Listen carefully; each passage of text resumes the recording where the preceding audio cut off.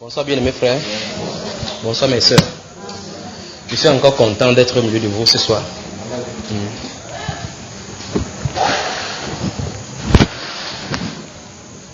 C'est vrai que depuis seulement hier, il n'y a pas encore grand chose, mais j'aimerais poser la question si depuis hier on a quand même assimilé quelque chose. Si jusque-là on a assimilé. Donc, s'il vous plaît, prenez, et je crois que le samedi c'est un jour de pause. Prenez vraiment le temps ces jours-là de faire le check-up de tout ce qu'on est en train de faire. Et souvenons-nous de ceci. Nous ne savons pas pourquoi le Seigneur fait de telles choses. C'est pour remettre certaines personnes à l'ordre. Pour dire stop à certaines personnes qui sont allées à la dérive. Parce que je sais, il y a beaucoup d'entre vous là-bas qui ont été spoliés. Donc, et le dernier jour, je vais m'adresser à certaines personnes particulièrement. Donc, à certaines personnes particulièrement, je vais m'adresser à certaines personnes. Par rapport à ce qui leur est arrivé, par rapport à ce qui leur arrive et par rapport à ce qui va leur arriver. Donc, bien aimés sœurs, on va continuer aujourd'hui dans la parole sur ce thème prophétie et l'esprit de divination. Selon que le Seigneur le veut également, on va continuer. Souvenons-nous, hier déjà en rappel, on a mis les choses au clair en voyant le contexte spirituel ecclésiastique que nous vivons maintenant. On a vu que c'est par la prolifération des faux docteurs, des faux prophètes particulièrement. Et on a vu que le Seigneur jusqu'à en avait parlé. Dans Matthieu chapitre 24, nous avons lu le verset 1 à 5. Puis le verset 11 qu'on va relire tout à l'heure, là, et verset 23. Donc ne vous inquiétez pas, je sais que je vais souvent vite. Je vais vous donner le verset doucement. Puis on a vu que l'apôtre Paul en a parlé. Il en a parlé dans Actes chapitre 20, dans 1 Timothée chapitre 4, dans 2 Timothée chapitre 4 également, il en a parlé. Dans 2 Thessaloniciens chapitre 2, il en a parlé. On a également vu que l'apôtre Pierre a parlé en 2 Pierre chapitre 1 et chapitre 2 et verset 1 et 2. On a vu que l'apôtre Jean en a parlé dans 1 Jean chapitre 2. Je suis en train de faire le résumé pour qu'on y continue. Donc pour ceux qui n'étaient pas là hier, je fais toujours un bref résumé là. Et dans le 1 Jean chapitre 4, le verset 1 à 4, il a dit, vous savez qu'il y a un antéchrist qui vient, comme on l'a cité hier, que maintenant il y a plusieurs faux prophètes dans le monde. Il ne confesse point que Jésus est venu en chair. Celui qui est tel, c'est l'esprit de l'antéchrist. Également, on a vu quelques brèves par rapport à la ligne de démarcation, en définissant ce qu'elle était la prophétie. Parce que quand vous dites prophétiser sur moi, il faut bien comprendre ce qu'on appelle par prophétie. On a vu qu'on peut prophétiser par les actions hier. Et vous vous souvenez, on en a donné des exemples. Moïse qui élevait le serpent des reins, n'est-ce pas? Jonas qui mourait par sa vie. Et Abel qui avait une double prophétie. Il a tué le premier-né pour signifier que c'est le premier-né qui devait mourir. Lui-même a été tué pour montrer que c'était l'innocent qui devait mourir. Donc c'était un prophète également. Donc il y a tellement de prophéties comme ça dans la Bible sans parole. C'est-à-dire que quand vous écrivez, quand vous lisez, vous comprenez tout simplement que ce sont des prophéties du Seigneur. Donc maintenant, ce soir, par la grâce du Seigneur, durant ce temps, ce qui nous est imparti également, je voudrais aller sur deux plans, si Dieu le permet, comme ça. Regardez, observez à travers des Écritures la ligne de démarcation entre la prophétie et l'esprit de divination. Vous vous souvenez, hier, je vous ai parlé du faux biais et du vrai biais. Si vous prenez le biais de 10 000, ou bien n'importe quel biais d'argent qui a été fait, c'est neuf. Vous avez le faux et le vrai parmi. Vous n'avez pas de possibilité de détecter quel est le vrai, quel est le faux. Ça montre que la ligne de démarcation là-bas est vraiment serrée. La preuve, les questions qu'on a posées hier, il y a un frère qui a posé la question hier, qu'il y a une prophétie qui a été donnée par un devin, et puis ça s'est accompli dans le futur. Vous voyez, à partir de ce moment-là, ça commence à prêter à confusion. On croit que peut-être ils peuvent regarder dans l'avenir. Donc ce soir, je vais nous conduire dans ce domaine-là pour qu'on regarde, d'après la parole de Dieu, s'ils peuvent le faire. Donc hier, j'ai répondu de façon sommaire, comme ça, on va voir les Écritures maintenant, d'accord, bien aimés frères? Donc on va voir jusqu'où limite la divination, jusqu'où le pouvoir limite. Souvenons-nous, en fait, ça veut dire que quand on a le faux biais et le vrai biais, on peut toujours détecter quel est le vrai et quel est le faux, n'est-ce pas? Il suffit, pour ceux qui travaillent dans les banques, ils ont les appareils où ils traversent là-dedans. Quand ils traversent les banques, en fait, il y a des clauses. Si on dit par exemple, si le violet touche là-bas et que c'est blanc, alors c'est le faux. Il suffit seulement qu'elle touche là-bas, si c'est blanc, c'est le faux. Nonobstant tout ce qui est présenté sur le biais comme étant 10 000. Si ça ne règle pas le problème là, c'est que c'est le faux. On est d'accord? Alors ça veut dire que si les choses ne règlent pas le problème d'après les Écritures, c'est le faux. Même si ça semble être bon. On peut vous avoir donné le biais de 10 000 là, on achète des choses, vous donnez de l'argent. Vous donnez des choses en contrepartie. Parce que vous ne savez pas que c'est le faux. De la même façon, vous pouvez accepter une prophétie d'un devin sans savoir que c'est le faux. Et ça va faire cet effet là dans vous. Souvenez-vous, à chacune des fois que vous acceptez la parole de Dieu comme vôtre, vous êtes connecté au trône de grâce. De la même façon, vous acceptez ce qui vient de Satan, vous êtes connecté au royaume satanique. C'est terrible. J'ai dit chaque fois quand je parle de ça, je crains. Une seule parole que vous écoutez venant de Satan, vous êtes fichu. Combien avez-vous écouté dans les dénominations? Combien avez-vous écouté dans les campagnes d'évangélisation, nuit et miracle, tremblement de terre à Douala, ainsi de suite? Combien avez-vous écouté? Vous avez dit amen, vous avez réclamé par la foi, d'autres en ont sauté même pour arracher. Vous avez arraché, ce n'est jamais à terre. Ça veut dire que vous avez arraché des déchets sataniques. Donc ce soir, prenons encore bien aimé le livre de Matthieu chapitre 24. Je vais vous parler maintenant de la ligne de démarcation entre les prophéties et la divination. C'est-à-dire que, où est-ce que ça s'arrête? Comment savoir que ici donc, quelle est l'assurance que ceci c'est une divination devant de moi, d'accord bien aimé? Et dans la suite des programmes, peut-être par la grâce de Dieu, je vais vous donner les caractéristiques des vrais prophètes, des faux prophètes. Souvenons-nous également de ce qu'on a dit hier. J'ai dit, pour ce qui est des divins, des devins du monde là, c'est-à-dire les marabouts, les charlatans, on sait que leur cas est réglé. Là, vous savez directement que c'est le Satan, d'accord? Mais je vous ai dit que le problème se trouve au niveau où on se trouve dans l'église avec cela. C'est-à-dire quand on commence à appeler le nom du Seigneur, on commence à prendre la Bible c'est pour prêcher, c'est là où le problème vient. Rentrons dans Matthieu chapitre 24 pour voir que le Seigneur Jésus en a parlé également, d'accord bien aimé? Matthieu chapitre 24, ouvrons notre Bible. Matthieu chapitre 24. Il est temps que les chrétiens fassent vraiment la Bible, ce que la Bible a dit d'elle. C'est-à-dire que la parole de Dieu est vivante et efficace. N'allez pas à la maison mettre ça sur votre oreille pour dormir avec cela que ça va vous protéger. Jamais, c'est pas comme ça que ça protège. Il faut que la parole quitte les Écritures. Ça c'est un attribut de Dieu couché sur les feuilles. Il faut que ça quitte ça veut quitter les feuilles pour vivre dans les cœurs. C'est pour ça que le Seigneur pouvait dire les paroles que je vous dis sont esprit et vie. Donc il faut que ça quitte les feuilles. Donc, si vous voulez, vous faites tout comme on a dit, vous mettez sur votre poitrine pour dormir. Satan va mettre ses pieds sur ça, jeter gifler toute la nuit. Parce que ça ne fait absolument rien. Pour que cette parole se fonctionne, il faut que vous êtes en alliance avec le Seigneur. Si vous êtes en alliance avec lui, vous prononcez la parole, tout le royaume céleste est derrière vous. Donc n'essayez pas de réciter les psaumes 23, 191, ça ne marchera pas alors que vous vivez dans cette fornication. C'est les démons de fornication qui vont taper le cou dans la nuit. Donc Matthieu chapitre 24. On y va, frère. Regardons le verset 11 là maintenant. On a lu le verset 11 hier, on va lire le verset 11 et puis on va aller quelque part, regardez. Verset 11 de Matthieu chapitre 24. Matthieu chapitre 24, le verset 11. Plusieurs faux prophètes s'élèveront et ils séduiront beaucoup de gens. La prophétie est donnée. Les prophètes doivent s'élever, mais ce sont des faux. 1. 2. Leur mission c'est de séduire et Jésus vient de dire qu'ils vont le faire. En fait, comme nous ne voulions pas, il n'y a que deux groupes. Le groupe des élus, le groupe de ceux qui vont aller en enfer. Là où nous sommes là, pendant que vous me regardez, vous êtes dans l'un des deux groupes. Que vous l'admettez ou non, il n'y a pas de position de neutralité. Et la plus grave de cette situation, c'est que Satan veut tout et tout pour que les gens soient dans l'ignorance. Si vous êtes dans l'ignorance, vous êtes la proie facile pour que Satan puisse manipuler. Voilà pourquoi il a dit, mon peuple périt faute de connaissance. Si vous connaissez ce que la parole dit de vous et ce que Dieu a dit par rapport à cette situation, Satan ne peut pas vous battre sur le terrain de la parole. Amen. Donc allons-y au verset, regardons le verset, vous y êtes, 23 et 24, là, c'est là où on va parler là, regardez. Surveillez attentivement. Si quelqu'un vous dit alors le Christ est ici ou il est là, ne le croyez pas. Vous vous souvenez des trois questions qu'on lui a parlé quand ils sont sortis du temple, verset 1 et 2 là. Il a commencé à répondre, il a répondu à toutes ces questions. Maintenant regardez verset 24, c'est là où je veux qu'on s'arrête un instant pour que je vous montre encore quelque chose. Regardez. Car il s'élèvera. Souvenez-nous, quand il a parlé des prophètes, il a dit que les prophètes devaient s'élever. Donc ce n'est pas Dieu qui va les appeler. Il s'élèvera. Regardez bien le mot qui est écrit là-bas. De faux Christ. C'est ici le problème encore maintenant. Il s'élèvera de faux Christ et de faux prophètes. Deux groupes différents. Vous saisissez bien aimé? Amen. Le Seigneur Jésus, c'est lui qui a de parler.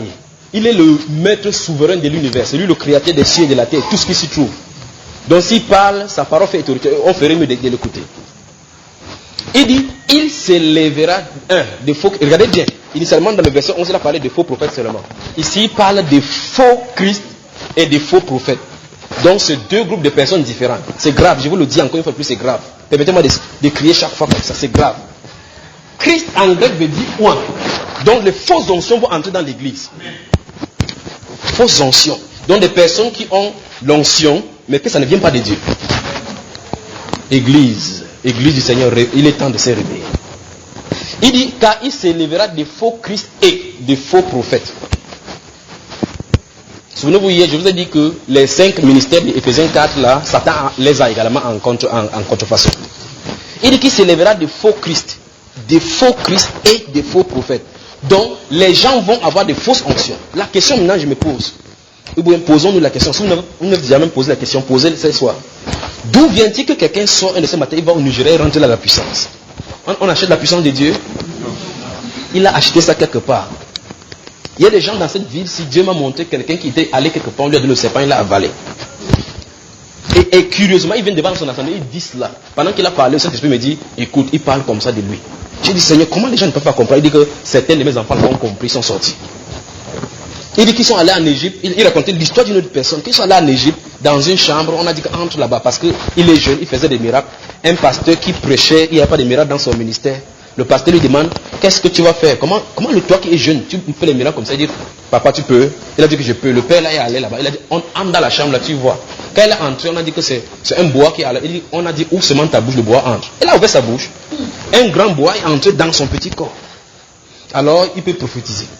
Donc, l'esprit que l'apôtre Paul a chassé de la femme là dans Actes chapitre 16, il est allé avarer des faux Christ. Et quand il rentre, il y a le miracle. Maintenant, quand vous les femmes, vous êtes trop sensibles par rapport au miracle, je veux mon enfant, même si ça sort de Satan, Dieu est miséricordieux, après on va demander pardon. Ne faites pas de telles choses. La personne qui aime le Seigneur, c'est ceci. Dieu connaît toutes choses. Il a fait toutes choses bonnes en son temps. Si je cherche de l'enfant et qu'il plaît au Seigneur de ne pas me donner l'enfant, gloire lui soit rendue. Donc souvenez-vous de ceci, le Seigneur ne nous a pas sauvés parce qu'il va nous donner des biens matériels. Ce n'est pas pour ça. Le Seigneur ne nous a pas sauvés seulement pour que nous vivions bien dans le confort. Comme aujourd'hui on dit que pour qu'on soit serviteur de Dieu, il faut qu'on te voit une grosse Mercedes, tu as les gardes du corps. Ce n'est pas ça le serviteur de Dieu. Si c'était comme ça, l'apôtre Pierre en allant au temps de Actes chapitre 3 dit qu'un malheureux lui a demandé l'argent, il dit que je n'ai ni or, ni argent à te donner. Donc ces faux Christi passent le temps à répéter aux gens que nous sommes, que Dieu, c'est le Dieu qui a l'or et l'argent. L'apôtre Pierre, qui est le premier, le capitaine de l'équipe, dit que lui n'a pas l'or et l'argent. Donc finalement, d'après la modalité des faux prophètes d'aujourd'hui, c'est plutôt l'apôtre Pierre qui est un faux pasteur. C'est-à-dire, ils disent aujourd'hui que si un serviteur de Dieu n'est pas riche, alors ce n'est pas un vrai serviteur. L'apôtre Pierre dit qu'il n'est pas riche. L'apôtre Paul dit que tout ce qu'il avait comme le gain dans l'amour, il a abandonné à cause de Christ. Aujourd'hui, c'est ça que les faux Christ veulent. Pourquoi? Parce que l'échange de leur onction qu'ils ont donné, ils ont besoin de financer cela. C'est-à-dire qu'ils doivent extirper de votre poche pour payer. Vous voulez qu'on envoie cela dans la Bible? Vous voulez qu'on voie? Actes chapitre 16. Vous allez voir ce que cette onction a fait. Oh Seigneur, aide-nous. Donc souvenez-vous, je veux parler de lignes de démarcation. Et quand on va revenir sur les caractéristiques de ces gens-là, comment les connaître, vous allez voir, on va tourner autour de l'argent. Actes des Apôtres chapitre 16. Il dit bien, l'heure est arrivée où vous devez regarder votre Bible à la manière que Dieu veut que vous regardiez. Ne lisez pas tout simplement parce que vous cherchez les versets à l'intérieur qui vous intéressent. Chaque parole de Dieu est une lumière. Chaque parole de Dieu est une lumière. Alors, Actes chapitre 16, vous y êtes. Regardez, à partir du verset 16, je vais lire pour que vous voyez. Ce verset-ci, au courant de ce nous allons y revenir dessus parce que selon ce qu'on veut dire, ça se trouve à l'intérieur. Verset 16, regardez, suivez avec moi dans votre Bible. Comme nous allions au lieu de prière, une servante qui avait un esprit de python. Vous avez suivi? Qui avait un esprit de python et qui, en devinant, faisait quoi? À ses maîtres. Vous avez entendu cela, n'est-ce pas? L'onction est achetée pour un but. En devinant, elle procure un grand gain pour ses maîtres. Souvenez-vous, quand l'apôtre Paul va délivrer cette femme, pour le Seigneur, il n'y a pas de prix pour sauver une âme. Voilà pourquoi Dieu a dû donner sa propre vie. Les gens, quand tu venais, écoutez très bien, je me rends bien quand je comprends, je vais vous montrer le salaire sur deux angles. Les gens physiques qui incarnent, souvenez-vous, Satan c'est une entité spirituelle. Ils ont les représentants sur la terre exactement comme le Seigneur a ses représentants que nous sommes, physiquement. Alors ceux-là, en échange de ce que Satan leur donne d'avoir, ils ont le bien matériel. Qu'est-ce qu'ils retournent à Satan en retour? Les âmes. C'est ici. C'est vrai que chaque personne qui partait consulter cette femme-ci donnait de l'argent, qu'elle reversait à son maître, qu'il a initié ou quoi que ce soit, sur quelque plan que ce soit. Vous voyez cela? Et puis, l'entité qui contrôlait son maître ou bien ses maîtres prenait les âmes de toutes ces personnes. Imaginez que si le sang de Jésus qui ne parlait pas que celui d'Abel, où serons-nous pour nous qui avons mis les pieds chez les marabouts? Donc la Bible déclare qu'en devinant, on n'a pas dit en prophétisant, on dit en devinant, elle procurait un grand gain. C'est pourquoi on a mis l'apôtre Paul en prison et Silas. Pourquoi? Parce qu'il avait délivré. La Bible déclare, regardez le verset suivant, vous allez voir, on dit que les maîtres de cette servante-là, voyant la perte de leur gain, ont bouleversé la vie pour mettre l'apôtre Paul et Silas en prison. C'est vrai dire que quand Satan sait très bien qu'on a de préciser un message pour délivrer les gens qui sont en captivité par rapport à la divination, il peut se lever. Tant que vous lisez la Bible, vous êtes sur le plan charnel, que Jésus est venu sauver le monde. Lui-même connaît cela. Vous ne faites pas match avec Satan. Quand vous touchez le plan spirituel, il faut délivrer les gens de la puissance des ténèbres, pour les transporter à la puissance de la lumière. Là, vous faites la confrontation directe avec les démons. C'est ce que l'apôtre Paul... N'est-ce pas? Chaque jour, ils allaient à prier là-bas, non? Comme la Bible le dit. Ils allaient à prier, ça a dérangé quelqu'un. Il fallait qu'ils touchent le domaine spirituel. Quand ils ont touché le domaine spirituel, ça a créé le couac. Jésus donc dit dans Matthieu chapitre 24, le verset 23 que nous avons lu, il dit, car il s'élèvera des faux Christ, les faux anciens. Ces anciens, si écoutez très bien, c'est acheté, c'est monnayé. Il y en a tellement de choses à dire. Je vous le dis, en tant que il n'est pas permis de parler, mais on va parler seulement de ce qui est dans la Bible pour qu'on reconnaisse. Où est les gens, observez-les à la télévision. Observez-les, des francs-maçons au milieu chrétien. Vous n'avez pas besoin même de l'autre œil pour regarder. Vous les voyez, les bagues. Et voici donc pourquoi ils font tout pour toucher votre tête. Parce que en touchant les têtes, écoutez très bien, les femmes qui aimaient que disent que le pasteur ne m'a pas touché la tête, touche mes têtes. En touchant la tête, c'est le lieu de la gloire. Quand il touche, il couvre ta gloire. Et il estampille leur marque sur vous pour montrer que tu es initié. Alors vous êtes dans le corps du Seigneur, vous luttez chaque fois, vous ne parvenez pas à arriver. Vous voyez quelqu'un jeûne chaque fois, dans le jeûne, il veut qu'il mange. Les gens, ils sont 5 ans dans la foi, 20 ans, vous avez toutes les couches de nuit. Vous ne posez pas de questions. Parce que c'est vous qui avez vendu votre droit de naissance. Parce que vous cherchez un homme au lieu du Seigneur. Au lieu de chercher le prophète, cherchez le véritable prophète, le Seigneur Jésus. Et observez. Alléluia. Donc les faux Christ sont les faux anciens. Faux Christ, Christ 1. En anglais on dit false anointing. Maintenant souvenez-vous de ceci. Jésus a dit dans Matthieu chapitre 7 verset 12 à 14 là, jusqu'à verset 17, il a dit que plusieurs venant en ce genre n'avons-nous pas fait des miracles en ton nom. Il a dit je ne vous ai point connu. Donc dès le départ il ne travaille pas avec lui. Alors donc les miracles là, d'où venaient-ils? Voilà pourquoi il faut que ce soir, nous regardons la ligne de démarcation. D'accord, bien aimé? Jean chapitre 8. Jean le chapitre 8. Vous y êtes. Oh mon Dieu. Imaginez que vous allez dans une assemblée, quelqu'un a 20 ans dans la foi, vous dites que ouvrez, osez. Il ne sait pas que oser se trouve dans la Bible. Jean le chapitre 8. Je vais lire le verset 44. Observez ce que le Seigneur va dire.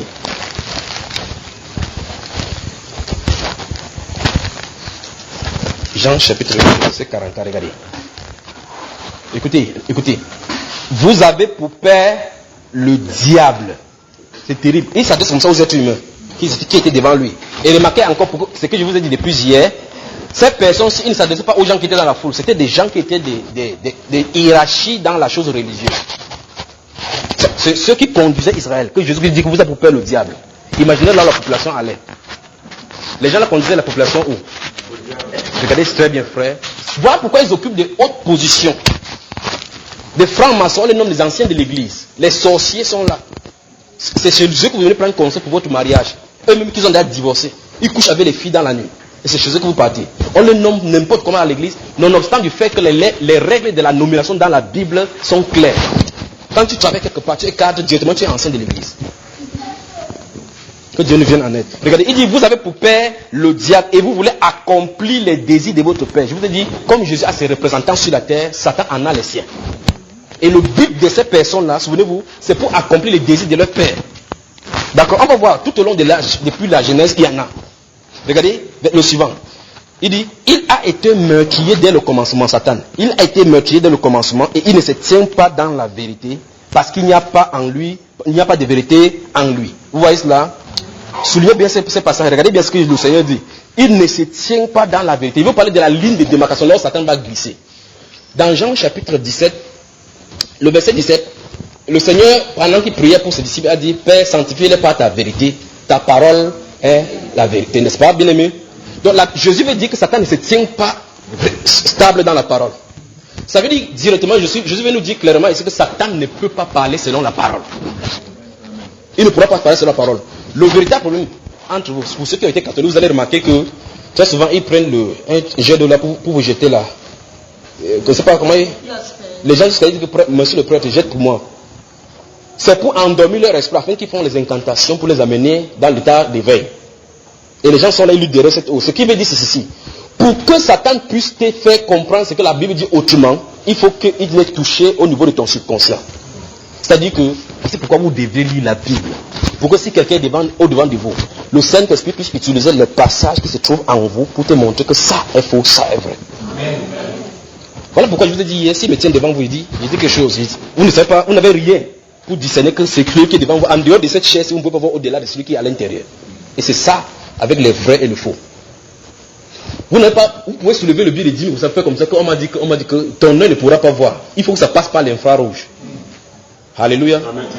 Dans Psaume 74, le verset 20, la Bible déclare: Seigneur est égal à l'alliance, car les lieux sombres du pays sont pleins de repères des brigands. Les lieux sombres du pays. Donc l'absence du lieu où il y a la parole de Dieu, c'est automatiquement les ténèbres qui règnent. Amen. Automatiquement. Si vous voulez, voici l'enseigne où on a mis l'ampoule là. L'ampoule est éclairée. Nous avons de la lumière parce qu'il y a l'ampoule. Si vous appuyez sur l'interrupteur, vous n'avez pas besoin de dire obscurité vient. Est-ce que vous avez besoin d'appeler l'obscurité? Ça veut donc dire que si quelqu'un parle, qui n'est pas serviteur de Dieu directement, il parle sur la puissance satanique. Ah, c'est terrible. Parce que la Bible nous déclare que si quelqu'un parle, qu'il parle comme déclarant les oracles de Dieu. Si ce n'est pas les oracles de Dieu, oubliez. Voici pourquoi Dieu doit appeler quelqu'un pour que quelqu'un se tienne à son service. On ne doit pas l'aider. Parce qu'il appelle quelqu'un, il sait pourquoi il l'a appelé. Il connaît les gens vers qui il va les envoyer. Il connaît la mission précise. Donc, autrement dit, on ne force pas la main de Dieu pour l'appel. Il appelle selon son dessein, selon le plan qu'il a pour chacun. Donc maintenant, si les lieux sombres du pays, dans Psaume 74, verset 20, où il dit est égal à l'alliance, souviens-toi de l'alliance du sang. Les lieux sombres du pays sont pleins de repères de brigands. Ça suppose que dans une assemblée où il n'y a pas de révélation, c'est le péril. Tout le monde va noyer. Pourquoi? Parce que Satanisme va entrer. Hein. Vous allez dire saluer. Je vais vous expliquer une histoire qui s'est passée pour que vous saisissez un peu ce que je veux dire. D'accord, bien aimé? C'est pour que vous saisissiez ce que je veux dire. Un de ces jours, il y a des frères avec qui sont venus avec moi qui peuvent témoigner. On est en train de prêcher comme ça. Une fille a entré. Elle s'est assise au milieu. Pendant que, vous savez, les façons cordiales de saluer les gens. On a dit salut vous les uns les autres. Il dit salut ma soeur. Il dit salut ma soeur. Après, pendant qu'il prêchait, le Saint-Esprit m'a arrêté. Je suis allé vers cette soeur-là. J'ai dit que je ne m'adresse pas à toi, je m'adresse à celui qui est là-bas. Elle était là, les gens me regardaient comme ça, comme si j'étais un fou. J'ai dit que je ne m'adresse pas. Il a fait, elle est tombée brûlée, c'était le boa. J'ai dit, mais tout à l'heure tu saluais qui? Elle dit que c'était ma soeur. Elle commençait à fuir la personne là. J'ai dit que physiquement vous la voyez, mais c'est le boa. Elle est allée quelque part, on lui a donné une chaîne. Elle a pour séduire les hommes. Quand elle te regarde, l'étoile sort dans sa bouche, boum, ça bombarde tes yeux. Donc si tu as un mari qui n'est pas protégé par le Saint-Esprit, tu dis que non, je ne sors pas. Quand elle te regarde, tu es fini. Donc comprenez bien ceci, mes soeurs, vous êtes mariés, vous avez intérêt à prier pour votre mari. Parce qu'elle peut être fidèle, elle regarde celle-là, elle te conduit la voiture, ça c'est tout, vous avez fait un client, où est dans les films, non? L'étoile sort de ses yeux, ça touche comme ça, là, votre mari ne rentre pas de la maison. Après vous allez dire que qu'est-ce qui ne va pas? Les puissances ténébreuses. Quand elle était délivrée, elle s'est levée là-bas, elle a dit que oui. Qu'elle est allée, c'est au Bénin qu'on a pris la chaîne, on lui a donné. Et elle a aidé à essayer ça sur un homme et ça a marché. Elle était assise là. Je vais dire ceci, s'il n'y a pas de révélation, vous vous asseyez là, vous allez dire que bonjour ma soeur, bonjour mon frère. C'est cette personne. Et si elle a seulement une nulle pour saluer les gens, pour prendre la gloire, elle te salue, vous êtes fini. Pourtant vous louez. Donc la louange que vous verrez, il faut la relation intime entre chacun et le Seigneur Jésus-Christ. Cultivez que votre intimité avec le Seigneur Jésus-Christ soit la priorité de votre relation. D'accord, bien aimé? Si ça vous coûte n'importe quoi, si ça vous fait jeûner jusqu'à ce que vous devenez comme le Juju Kalaba, il n'y a pas de problème. Quand vous allez toucher ce point-là, il n'y a plus personne qui peut arrêter cela. Voilà pourquoi, si vous n'avez pas cela, ce sera difficile d'appeler quelqu'un sœur, frère. Cette personne va vous décevoir plus tard, vous allez dire que mais le frère tel a fait comme ça. Dès le départ, il n'est pas frère, c'est toi qui l'appelles frère. C'est toi qui l'appelles sœur. Voici pourquoi, au milieu chrétien, il faut la révélation. Prions pour que le Saint-Esprit prenne possession de son église. Si le Saint-Esprit prend possession de son église, les sorciers vont déguerpir. Quelqu'un ne pourra plus dire n'importe quel mensonge. Ils vont tomber, mourir comme Ananias et Saphira, je vous le dis. Amen. Il y a un autre qui est là, Yaoundé comme ça, elle allait passer le temps dans la fornication. Et puis pendant qu'on est en train de prier, elle se met là-bas, elle vient témoigner que je vais rendre grâce à Dieu parce que j'ai évangélisé. Amen. Quand elle s'assoit, pendant qu'on adorait, elle s'est tournée. Elle a entendu derrière toi, va dire la vérité. Elle s'est tournée, elle croyait qu'il y avait quelqu'un, il y avait personne derrière elle. Va dire la vérité. Elle a fait comme si, non, elle a dit que c'est l'illusion. La prochaine fois, elle a entendu, bang, elle était au sol, seule. Elle a commencé à dire, je vais dire, il faut niquer. Le vrai témoignage est sorti. Alléluia. Donc, quand on n'a pas de révélation, le peuple est dans le péril. Si vous lisez Ésaïe au chapitre 8, le verset 23, et puis le verset 23 d'Ésaïe, chapitre 8 finit là, et puis directement le verset 9. La Bible déclare que le pays des Zaboulons, cette contrée qui était en bord de la mer, qui était assis dans l'ombre de la vallée de la mort, voit une grande lumière. Souvenez-vous, quand ça s'est accompli dans le livre de Matthieu, quand Jésus en a décapité Jean-Baptiste, Il a entendu qu'on a décapité Jean-Baptiste, il s'est retiré dans ces contrées-là. On dit afin que s'accomplisse ce qu'avait dit le prophète, que le peuple des Naphtali et des Zabulon, ces peuples qui étaient en bordure de la mer, voient une grande lumière.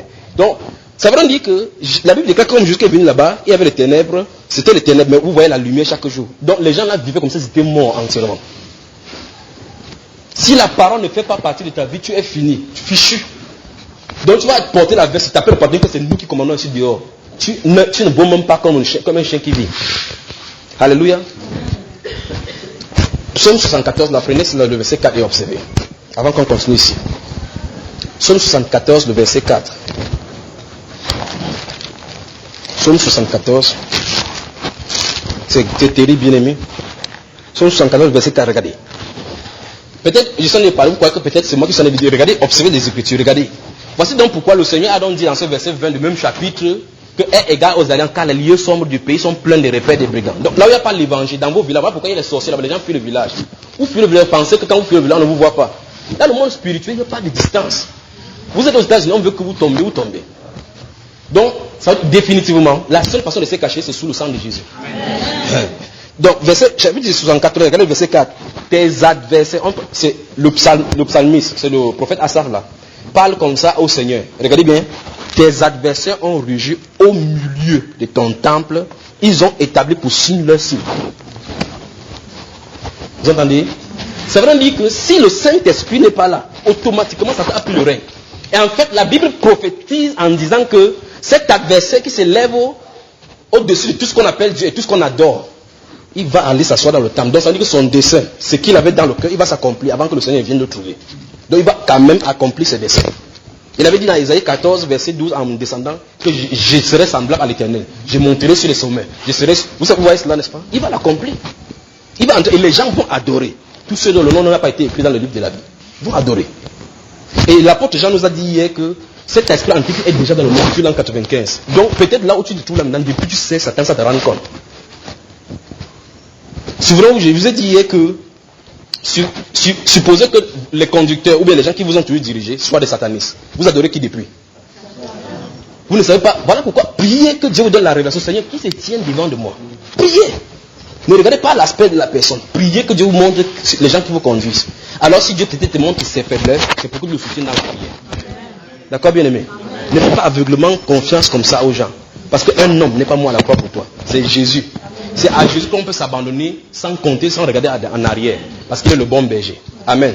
Et si quelqu'un est connecté à Jésus de la bonne façon et que vous voyez que sa vie est en lien avec les Écritures, il peut citer comme l'apôtre Paul, soyez mes imitateurs comme je le suis moi-même de Christ. Alléluia. Donc regardez dans ce Jean chapitre 8 qu'on a lu là, le verset 44, soulignez quelque chose là, regardez. La partie C dit quoi? Il ne se tient pas dans la vérité. On parle de Satan. Je vais vous montrer quelque chose que si Jésus est d'une certaine façon, ses disciples à lui ont les mêmes caractéristiques. C'est-à-dire que les attributs de Jésus se trouvent dans ses disciples. Par conséquent, les attributs de Satan se trouvent dans ses disciples à lui également. Ceux qui se tenaient devant le Seigneur Jésus, il a dit, vous avez pour père le diable et vous voulez accomplir les désirs de votre père.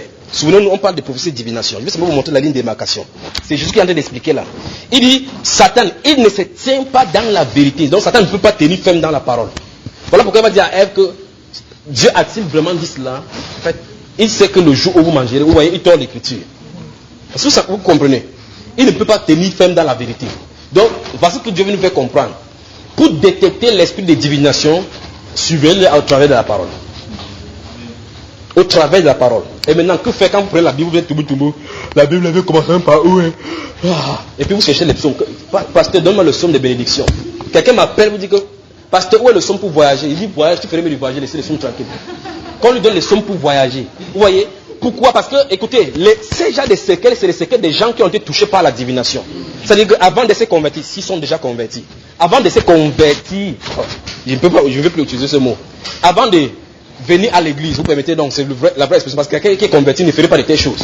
Alors maintenant, avant de venir à l'église, ils avaient le temps d'aller chez les marabouts pour demander ici. Maintenant, comme on a dit que ce n'est pas bien, c'est le même esprit qui se trouve chez le pasteur. Donne-moi la parole qui parle de ceci, donne-moi la parole qui parle de ceci. Et le pasteur fait donc l'ordonnance médicale spirituelle. L'ordonnance médicale, on donne l'ordonnance. Comme on fait l'examen à l'hôpital, ils ont le bureau pour faire l'examen aussi. On dit que le laboratoire spirituel. On est en train de dériver, je vous le dis frère. ce qu'il faut, c'est que l'église, en fait, c'est ce que le Seigneur Jésus a dit dans Apocalypse chapitre 3, le verset 20. Il a dit que, aie donc du zèle et répands-toi. Aie donc du zèle. C'est qu'il faut à l'église pour le moment, c'est qu'on met des genoux, on se répande. Que le temps de rafraîchissement vient sur l'église. Si la puissance du Saint-Esprit est sur l'église, je vais vous le dire, vous ne vous concentrez même pas sur le matériel, parce que ce qui est glorieux, c'est les choses spirituelles. Parce que pourquoi l'apôtre Paul, sachant ces choses-là, dit, recherchez les choses d'en haut. Où le Père est assis, où Jésus est assis à la droite de Dieu. Recherchez. Les choses d'en haut, ce n'est pas le matériel d'en haut, c'est les dons spirituels. Si vous avez les dons spirituels, quand il y a le miel quelque part, le miel n'écrit pas que moi je venais. Il vient automatiquement. Parce que les dons spirituels attirent. Amen. Donc, Jésus dit donc que il ne se tient pas dans la vérité. Regardez bien. Regardez, verset 44 là de Jean chapitre 8. Il dit, lorsqu'il profère le mensonge, il parle de son propre fond. Car il est menteur et père du mensonge. C'est-à-dire que si Satan se tient ici devant moi, Dieu se tient à ma droite. Satan me dit que le mur sur elle est blanc. Dieu dit que c'est noir, je crois que c'est ce que Dieu dit. Amen. Vous regardez la couleur qui est là, n'est-ce pas? J'ai dit, si Dieu dit que le mur sur est noir, Satan se tient là. Il dit que ça c'est blanc. Je dis, Satan tu es un menteur. Parce que la Bible déclare qu'il parle de mensonge. Il ne peut pas dire la vérité, il ne peut pas tenir. Alors, dans ces cas, ses attributs se trouvent dans ses disciples. L'une des premières caractéristiques, regardez, Jésus-Christ est amour. Les premières caractéristiques qu'il a données, les marques déposées de ses vrais enfants, c'est l'amour. Alors, quel que soit ce que Satan puisse faire à un être humain, il déteste cette personne-là de sa plus dernière énergie. Parce qu'il est l'attribut de la haine. Et par conséquent, tous ceux dont-là, souvenez-vous de ceci, vous voyez la haine. Quand une veuve va vers un de ses pasteurs ou un prophète là, elle prend les pensions peut-être de son feu mari, il y a les offres à la maison, il prend cela, il mange en disant qu'il veut prier pour toi, les choses vont manger. Vous pensez qu'il l'aime? Non. Que Dieu nous préserve, frère. Que Dieu nous préserve. Alors que ma Bible me fait comprendre que ce sont les pasteurs qui doivent donner aux veuves et aux orphelins. C'est ce que la Bible enseigne. Et ils dépouillent seulement. Ésaïe.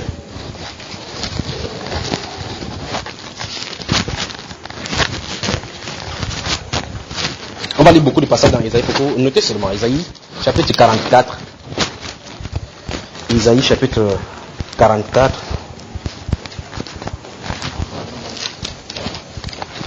Donc, et c'est Dieu qui l'a promis ainsi. On ne peut pas faire autrement. Dieu a promis dans la Bible qu'il va faire de telle enseigne que les prédictions de ces divins-là ne doivent pas marcher. Regardons Ésaïe chapitre 44.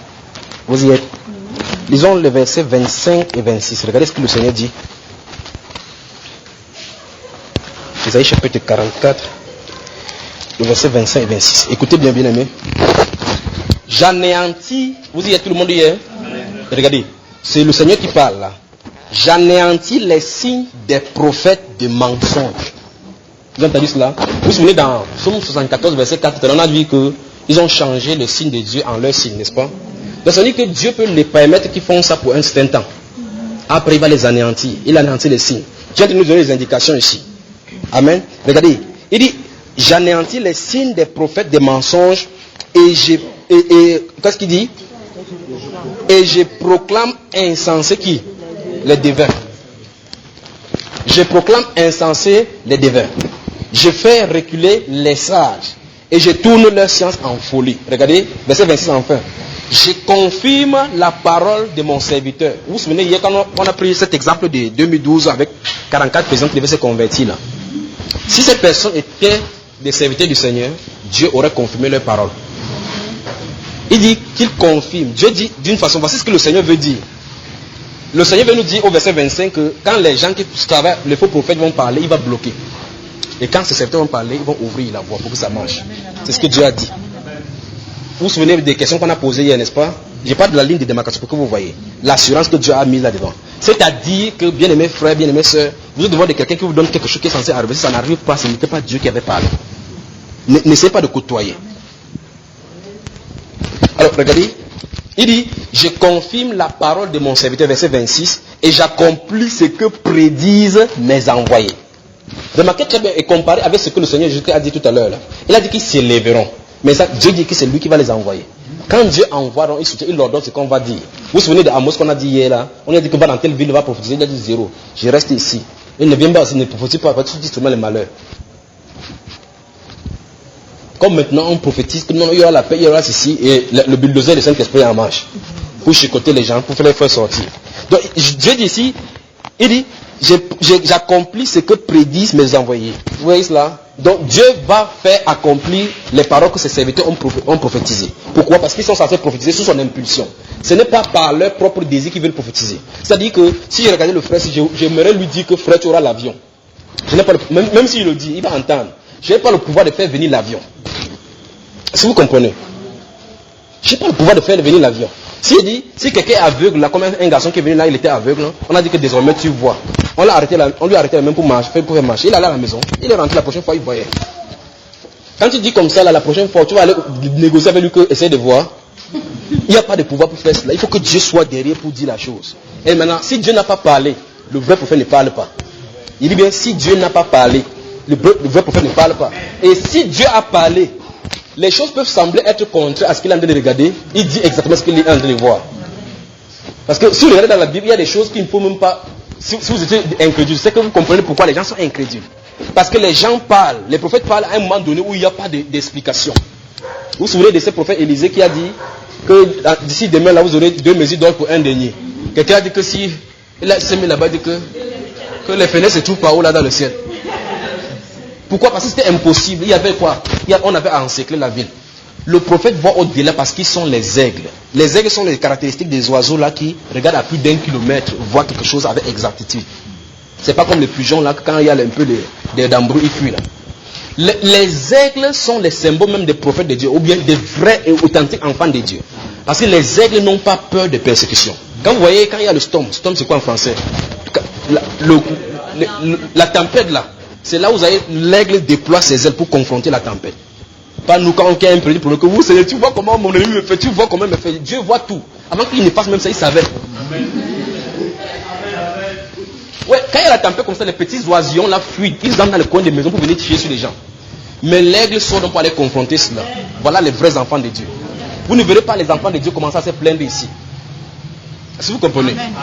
Donc, nous souffrons pour la gloire du Seigneur Jésus-Christ. Mais n'allez jamais souffrir peut-être en avortant. En disant que non, c'est la persécution. Ce n'est pas la persécution. Tu paies seulement le prix de ce que tu avais. On continue. Ésaïe chapitre 43.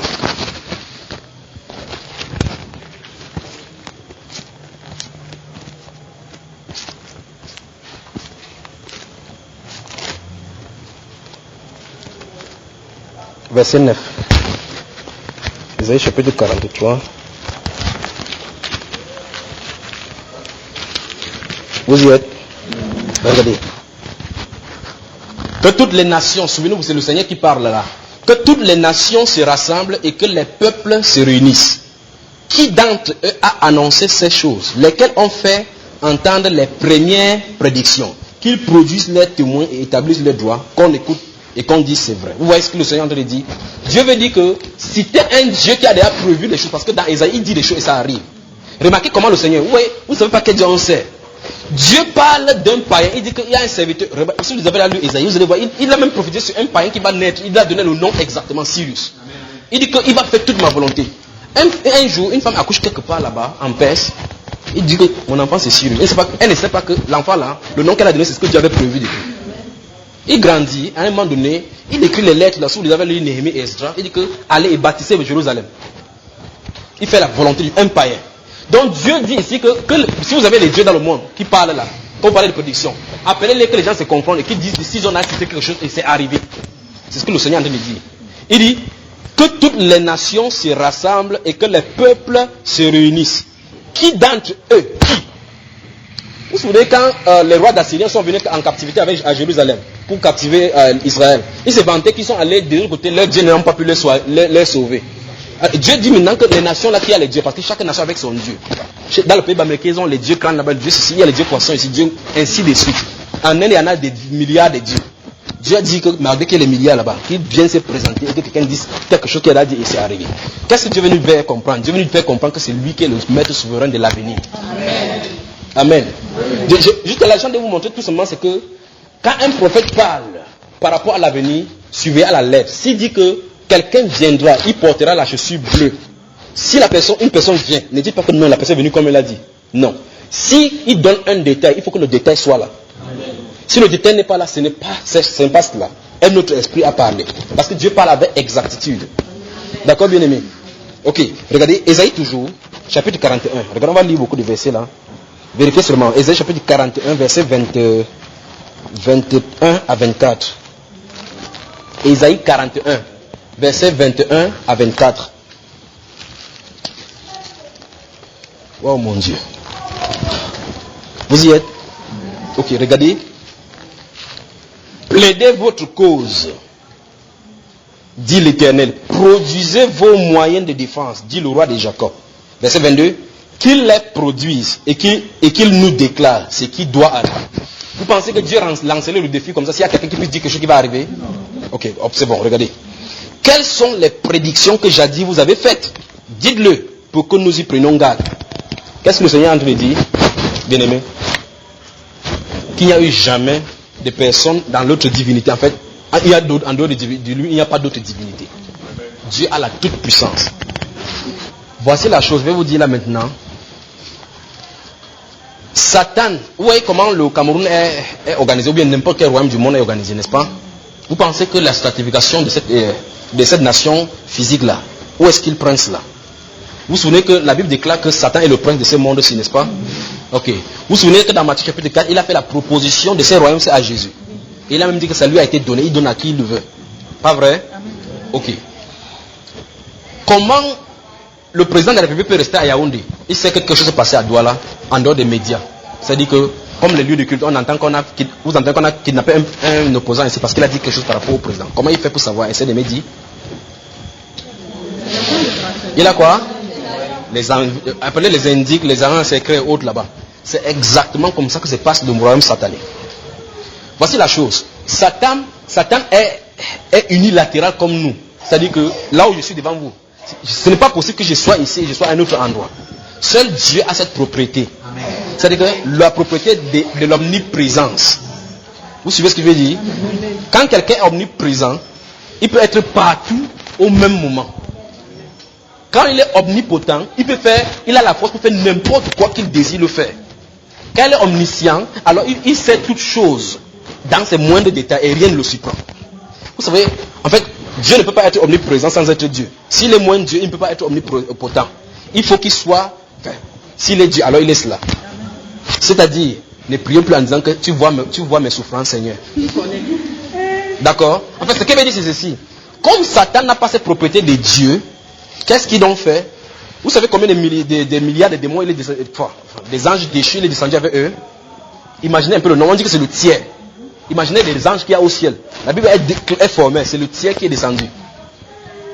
La Bible dit qu'actuellement il y a à peu près 7 milliards d'êtres humains sur la terre. À peu près. Imaginez combien de milliards d'anges il y a ici dehors. Et dans une seule personne qu'on a vu hier dans un match, il y en avait 6 000. Une seule personne. Il dit bien, une seule personne avec 6 000. Il y a des pasteurs qui ont des cargaisons de démons. Il te met comme ça, distribue ta part. Donc, qu'est-ce que Satan fait? Donc, Satan envoie donc dans les familles. Voilà comment il a fait donc. Vous souvenez-vous encore de ce qu'on a venu de lire dans Ésaïe chapitre 9. Le peuple qui était assis au bord de la mer, là, le peuple de Zabulon, voit une grande lumière. Ils étaient d'abord dans le monde des ténèbres. Ils étaient d'abord dans les ténèbres. Donc, avant que l'évangile vienne n'importe où, Satan a d'abord son domicile. Prenez vos cultures, votre tradition, n'importe comment, comme on va voir dans les détails. Dans toutes vos traditions, les cérémonies qu'on fait au là-bas, d'où est-ce que ça vient? Vous voyez qu'avant que l'évangile ne vienne confronter cela, il y a des résistances là-bas parce qu'il y a des démons. Les parents disent que non, c'est notre tradition. Regardez les Bamileke. Vous faites n'importe comment. Il dit que je vais enlever la tête de mon père. Mon père a dit qu'il pleut sur lui. On allait chez quelque part, on a dit qu'il pleut sur lui. J'avais dit à un maman que va dire à ton père de quitter là-bas. On lui met les messages comme ça. Qui quitte là-bas, qui ne pleut pas sur sa tête. Donc, pourquoi? Parce que Satan sait très bien qu'en venant faire le culte aux morts, vous vous coupez de Dieu et vous êtes sous sa direction. Est-ce que vous comprenez? C'est ainsi donc qu'il a perpétué des traditions dans des familles. Nous parlons de divination. Des traditions dans la famille. Il y a des gens dans le village que tu montes, tu descends, ils s'appellent les gardiens des traditions. Ils ne quittent pas le village. Quand ça va finir, il va copter quelqu'un, il va passer le relais. Et beaucoup de personnes le jugent maintenant on crée des choses à la télévision subtiles. On dit qu'il faut qu'on retourne à la source. C'est les tactiques de Satan pour faire tomber les gens dans les pièges. Parce qu'il a vu très bien que les jeunes commencent à perdre l'intérêt pour les choses du village. À ce rythme-là, si l'évangile entre là-bas, il n'a plus de puissance. Alors il faut qu'il organise des soirées culturelles de ceci, des balles dansant pour faire rentrer les gens dans des villages. Alors comment il fait? Dans chaque village, donc, chaque village a son Dieu, que vous l'admettez ou non. Appelez comme vous pouvez appeler les traditions, n'importe quoi, qui sont des dieux. Voici Ngondo ici. Les gens entrent dans l'eau, ils sortent sans être mouillés, c'est normal. Les gens entrent dans l'eau, ils sortent avec les messages, c'est normal. Alors, ils sont en train de servir les dieux, le Léviathan dont la Bible parle. Est-ce que vous saisissez?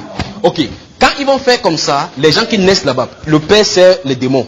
Ils signent avec Satan que mes générations vont te servir. Tu sors là-bas sans problème. Tu ne sais pas, tu n'as pas voulu sortir là-bas, mais tu es quand même sorti. Tu es sous cette puissance-là, la lignée continue. Alors Satan est assis quelque part dans l'univers. Il a donc les gens qui lui donnent les renseignements, comme ce président dont je vais parler, va prendre les renseignements quelque part sans avoir besoin d'être là. Mais Dieu n'a pas besoin qu'on vienne lui donner les renseignements. La Bible déclare qu'il n'a pas besoin de regarder un homme pour longtemps pour connaître ses voies. Alléluia. Donc voilà donc le problème. Le fait donc que Satan ne soit pas omnipotent ni omniscient, il ne peut pas déterminer le futur. Il ne peut pas déterminer ce qui va arriver. Voici pourquoi nous avons un grand Dieu bien-aimé. Ouais, comment il lance le défi. Regardez encore ce verset 21 et 24. Regardez encore là. Et regardez. Il dit, plaidez votre cause, dit l'Éternel, produisez vos moyens de défense, dit le roi de Jacob. Qu'il les produise et qu'il nous déclare ce qui doit arriver. Regardez le défi que Dieu lance. Quelles sont les prédictions que jadis vous avez faites? Dites-le pour que nous y prenions garde et que nous en reconnaissions l'accomplissement, ou bien annoncez-nous l'avenir. Vous voyez comment Dieu fait? Vous voyez cela? Dieu dit, ok, voilà, ça, annoncez l'avenir. Annoncez l'avenir, on va voir que vous êtes Dieu. Alléluia. Donc quand notre Dieu parle comme ça, c'est pour nous rassurer que les dévins n'ont aucun pouvoir sur l'avenir. D'accord? Donc, voici pourquoi. Il y a un monsieur qui m'avait posé la question. On m'avait dit au village que si tu voyages, tu vas faire accident parce que tu n'as pas fait les coutumes sur la tête de ton père. Effectivement, c'est arrivé. Vous voyez, l'explication a été donnée hier. Le fait que tu n'es pas sous la protection de Dieu, il peut faire n'importe quoi. Quand tu dis que tu n'es pas sous le sang de Jésus, que tu dis que je suis fort, le sorcier ne peut rien me faire. Tu comptes sur quoi? Si ton père t'a donné une petite sémence de Satan, il y a des bois, il y a les autres qui ont le python. Il y a d'autres qui aura plutôt l'anaconda. Entre l'anaconda et le bois, qu'est-ce qui est plus grand? Donc, dans le royaume satanique, c'est le désordre. Chez Dieu, je vous ai dit hier, c'est l'humilité. Il n'y a pas de puissance pour se combattre les uns les autres. On se met au service les uns les autres. Là-bas, c'est un combat perpétuel. Le marabout, quand tu vis avec quelqu'un, le sorcier te mange, tu pars chez le marabout. Le marabout, c'est qui? Le sorcier, c'est qui? Vous voyez comment il s'embrouille là, n'est-ce pas? Il s'est encore sur le plan spirituel. Il dit que tu me tentes. Les démons se bagarrent entre eux. C'est un royaume instable. Donc ne faites pas confiance à Satan sur aucune forme. N'acceptez aucun de ses attributs. Nous avons un grand Dieu qui peut nous donner le vrai billet de banque. Vous savez quand vous avez le faux billet, que vous savez que c'est le faux billet, vous savez très bien qu'en donnant quelque part, vous regardez comme ça, vous savez très bien que à tout moment on dit que c'est le faux billet, tu vas comme ça dire que non, je ne savais pas. Vous savez, on vous a donné que ayez votre vrai billet en étant sûr que c'est le vrai. On a le vrai du côté du Seigneur. Et souvenez-vous de ce qu'on vous a dit hier. S'il y a un faux billet quelque part, c'est forcément parce qu'il y a un vrai. Donc comme il y a le faux dehors, souvenez-vous encore de ceci. Parce qu'il y a des gens, on va revenir sur ça aussi, les gens qui disent qu'il n'y a plus de prophètes. Il y a absolument des prophètes. Il y a des authentiques. Il y aura toujours des prophètes jusqu'à ce que Jésus revienne. Donc on va voir ces cas-là. Quand quelqu'un se tient au devant, il parle n'importe quoi. S'il n'est pas de Dieu, Dieu a dit clairement qu'il va mettre cela en dérision. Comme il a dit ici. Que quelqu'un vienne prophétiser, qui vient dire qu'il a déjà prophétisé. Vous avez vu, n'est-ce pas? On continue toujours dans Isaïe. Regardez. On n'a même pas fini ce verset-là. Regardez. Verset 23. Regardez. Nous sommes au chapitre 41 là, n'est-ce pas? Regardez le verset 23. Dites ce qui arrivera plus tard, pour que nous sachions si vous êtes des dieux. Vous entendez? Faites seulement quelque chose de bien ou de mal pour que nous le voyions et le regardions ensemble. Voici, vous n'êtes rien, dit le Seigneur. Alléluia. Nous ne sommes rien. Maintenant, pendant qu'on a parlé comme ça là, souvenez-vous, je vais vous dire quelque chose. Très important, si vous avez la Bible et que vous avez pris alliance avec le Seigneur. Il se pourrait que vous ne soyez pas conscient que la puissance de Dieu est en train d'agir en vous. Attendez seulement que Satan vous confonde, vous allez savoir que quelqu'un d'autre est plus grand en vous et qui combat Satan. 1. De 2. Si vous n'êtes pas sûr que vous êtes vraiment en alliance avec le Seigneur Jésus-Christ, arrangez votre problème avec lui. Réglez votre problème avec lui avant d'aller confronter les sorciers. Je vais dire ça par rapport à Pharaon et Moïse, ses serviteurs. Quand Moïse était enseigné là-bas, voilà pourquoi il avait peur de rentrer, parce qu'il connaissait la puissance qui était là-bas. Dieu lui a dit qu'avec le bâton pas. Il craignait un peu, dit qu'avec le bâton si. Il est venu lancer le bâton. Qu'est-ce qu'ils ont fait? Les autres ont fait quoi? Bien aimé, la Bible déclare clairement que le bâton s'est transformé en simple. Vous voyez les généraux, aujourd'hui ils marchent avec le bâton, vous croyez que c'est un bâton simple. Les pères au village ont des bâtons spéciaux. Vous pensez que c'est un bâton simple. Ils te frappent avec ça comme ça, là, tu es paralysé pour toujours. Donc n'allez jamais confronter quelqu'un comme ça là, sans être sûr que vous êtes avec Dieu.